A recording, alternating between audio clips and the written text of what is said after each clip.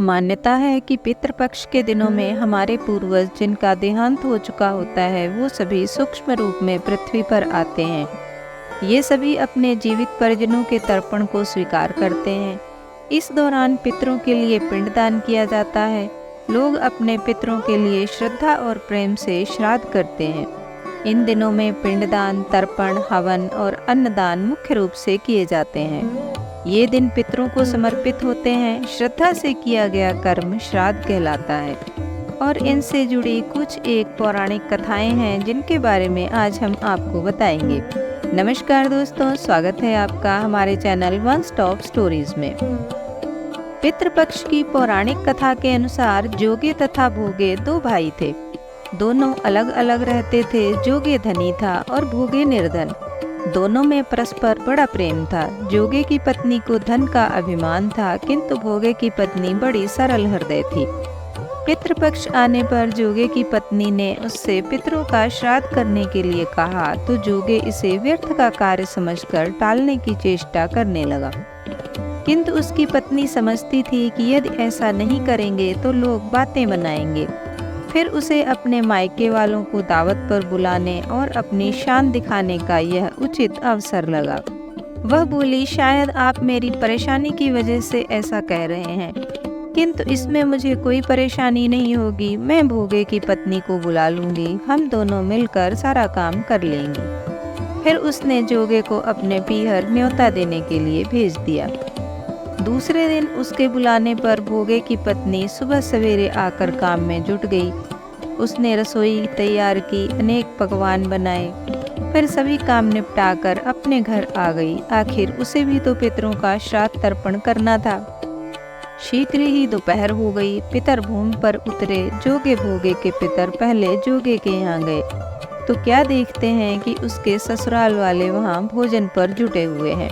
निराश होकर वे भोगे के यहाँ गए। वहाँ क्या था, मात्र पितरों के नाम पर अगियारी दे दी गई थी। पितरों ने उसकी राख चाटी और भूखे ही नदी के तट पर जा पहुँचे।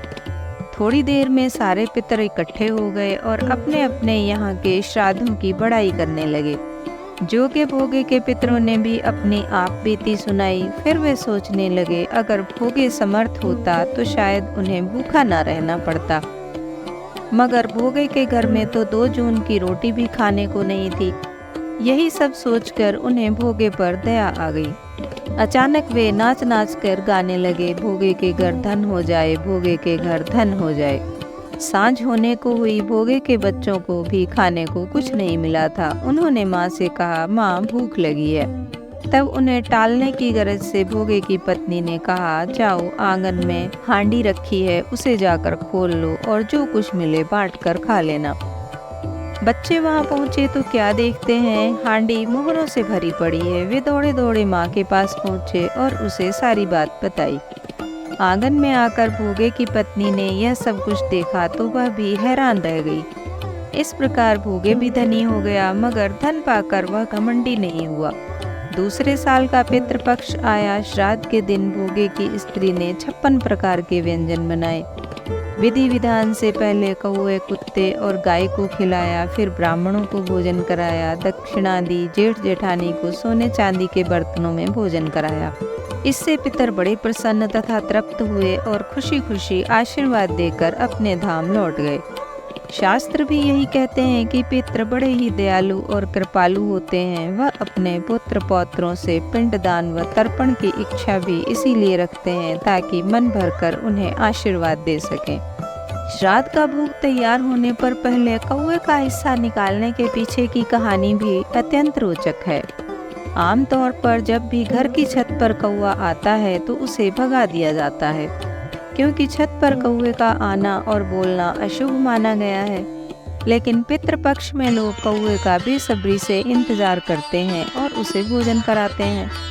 श्राद्ध के दौरान ब्राह्मण और भांजे को भोजन कराने के साथ ही कौवे का भी हिस्सा निकाला जाता है।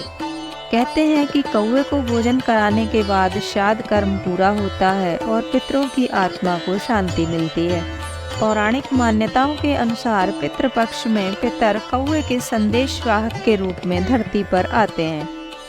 एक पौराणिक कथा के अनुसार सबसे पहले इंद्र के पुत्र जयंत ने कौवे का रूप धारण किया था। यह कथा त्रेता युग से जुड़ी हुई है, जब भगवान श्री राम ने धरती पर अवतार लिया था। उस दौरान जयंत ने कौवे का रूप धारण कर माता सीता के पैर में चोंच मारी थी। तब भगवान श्री राम ने तिनके का बाण चलाकर जयंत की आंख फोड़ दी। जब उसने अपने किए की माफ़ी मांगी, तब भगवान श्री राम ने उसे यह वरदान दिया कि तुम्हें भोजन अर्पित करने के बाद ही पितरों को श्राद्ध का भोजन मिलेगा।